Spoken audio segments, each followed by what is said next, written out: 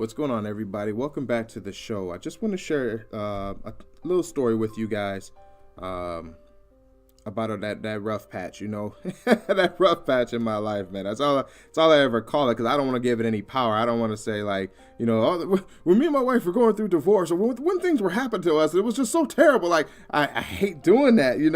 I really do hate doing it.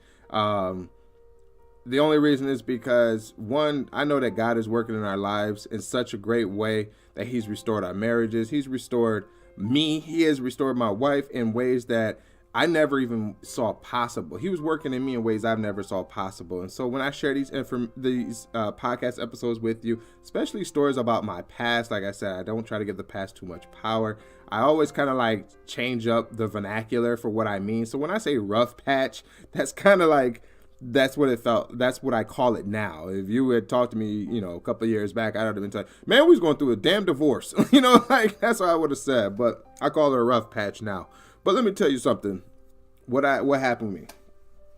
So I had pretty much exhausted every which way I knew how to reconnect with my wife, which was, through dinners, being nice, asking questions, buying gifts,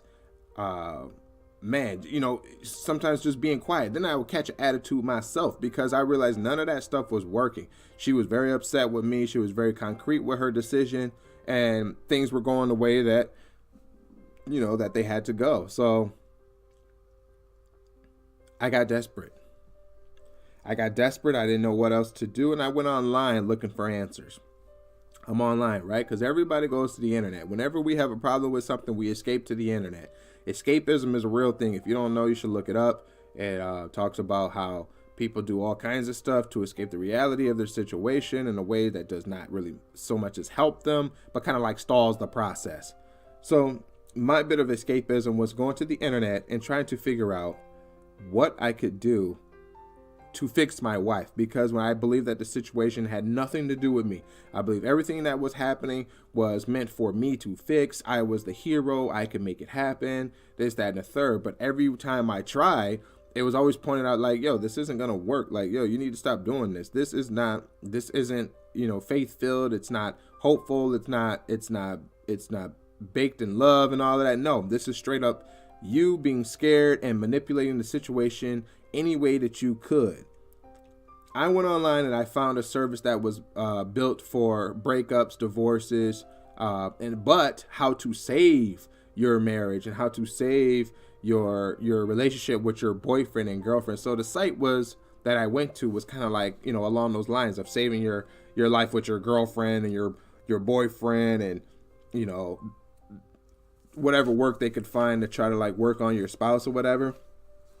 And the website I went to was like real detailed. It had a lot of good information, definitely touched on a lot of pain points. It was saying, oh, is your spouse, yelling at you, or has your spouse completely checked out of the situation? They're telling you they don't want to talk and they want to leave. There's nothing else that you've done. You've tried this, you've tried that. It's not really working. Well, we've got the solution for you. And when I kept reading, I was like, yeah, tell me more. What's the solution? Please help, because I'm doing this alone and I need help desperately. And so the website that I went to had a complete package that they would sell to you online, or maybe they would send it to your house or something like that, which was like a workbook, an audio book, and what else? I think it was like some coaching calls and an invitation to a Facebook group. And so, all of that stuff was thrown together. It was a nice package, and it was very detail oriented and touched on a lot of pain points that I was dealing with. And so I was like, yo, I need this. I need this. So I go ahead and I click on the package, right? This is my first time looking to anything like coaching. Well, I'm a good player and stuff like that. This is what I'm thinking. I'm a good guy. I'm smart. I'm funny, and I'm resourceful. So if I just get a little bit of help, I should be good to go. I could turn my whole relationship around. This is perfect for me. So I click on the tabs and get ready to purchase the coaching pack. And they go, this is the big buy section. I go there and they, the guy said, I'm willing to help you save your marriage. I could put you in a position of leadership and power and You know, whatever the case may be, whatever. He was talking all that good stuff to somebody that's desperately wants to hear. And he says, I can make your wife love you again. Woo! That was perfect. Yeah, that's what I needed, my wife to love me again. So I click on it. Boom, I click on it. And then I get hit with this like dreadful price. And I'm guessing because of the price, the guy had to have been good at what it is that he does, and he must know what he's talking about. That price tag, I think, was somewhere around like $500 or some change or something like that. And I just looked at the screen. $500. And it was crazy, right? Because the screen, the price was considered like more than 50% off of the original offer. So, you know, I got introduced to packages that are like $1,400, $1,800, $1,997, $997, $497. I think that's what the price came out to, $497, which is a lot of coaching packages online. I don't know why, but they all decided that that is the price that they charge for whatever it is they're trying to teach you. Everything is $497. I don't understand where that number came from, but that's what they charge. And I'm just like looking at it and I'm like, $497? Like, do I really need this? And that was so sad. It was funny, but it was sad at the same time. I'm like, because I was actually considering what it would take to buy that package. You're telling me that this guy is selling me the magic elixir to fix my marriage, to make my wife love me again, and to bring her back into the fold and all that. And I'm like, man, $497 doesn't sound so bad. So I'm like, I go in my wallet and I whip out my bank card, and I'm like, well, if it's a lot of money, I mean, I guess I could ask for my money back. There is a 30-day guarantee. And I'm just like, maybe I should do it. Maybe I shouldn't do it. I don't know. The last time I spent anything like that, I think I bought like an Xbox. I helped me and my wife put money down on a car. We put, you know what I'm saying? Like, so you can see the kind of stuff that I paid for. And here I am willing to pay $500 to save my marriage. No guarantee that it'll work. But just because I was desperate enough, I was just about to punch those numbers in. Long story short, guys, I didn't do it. And I'm so happy that I didn't do it. Because although the information might have been filled with stuff that could possibly help me, it was only catering to my feelings. It only catered to what I wanted, which was I wanted my wife to drop the divorce. I wanted our relationship to continue. I didn't, you know what I'm saying? So I didn't look for a change. I was looking for a fix. I wasn't looking for the change that needed to happen within me. So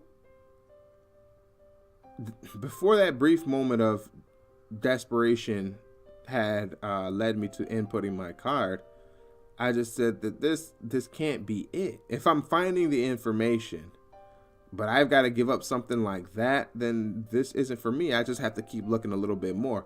So I X'd out of the website and I backed out, and I kind of called myself stupid for doing it, but I probably would have felt even more stupid knowing I spent that kind of money on something so crazy as my desperate feelings. And it was one of the best decisions I ever made, because when I didn't do that, I decided that I can't try to fix my wife. That's not my job. That's not my place. I can't try to fix somebody. I need to start with me. So I took all of my desperate feelings and my lonely thoughts. I got up and I went to church. And that's what I did. I went straight to church. And I didn't say I went to a church service. I didn't do any of that. I got up, called my pastor, asked him if he could meet with me because I'm having issues. And my pastor said, I could see you in 5 minutes. Can you get here to church? And I said, yes, sir. I got up, turned my car on, and drove to church. And that was one of the best moves I ever could have made. It was one of the most powerful conversations I ever had with a leader in our community. And it really set me down the path to being a better man, regardless of what was going to happen in my marriage. So I just wanted to share that part with you guys. If you're out here and you're feeling desperate and you're feeling like things aren't happening fast enough, slow down before you get there. Understand you can't fix people. You cannot fix them. And for people to fix, they have professionals that do that. They fix people. But your spouse isn't broken. There's nothing for you to fix. The best move you could pull on them is to pray for them. And on the meantime, you concentrate more on yourself.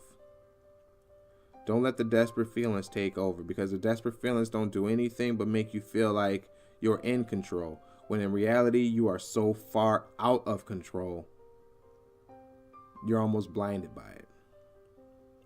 All right, you guys, this is today's episode. I'm going to check you out next time. If you haven't already, click the links in the description. You can like, share, favorite the podcast. It really helps the podcast to grow. I do have a free offer down in the links department for you to check out the description of the devotional journal. We also have our Facebook group, which you are more than welcome to join. It's called Marriage Mentorship for Men. You can find it in the links. And if you have any questions, email me, call me, text me anytime. I don't mind. I read all my emails, and I can add you into the show if you'd like at Tyree Wilson, BIZ1 @gmail.com. And I will check you guys out next time.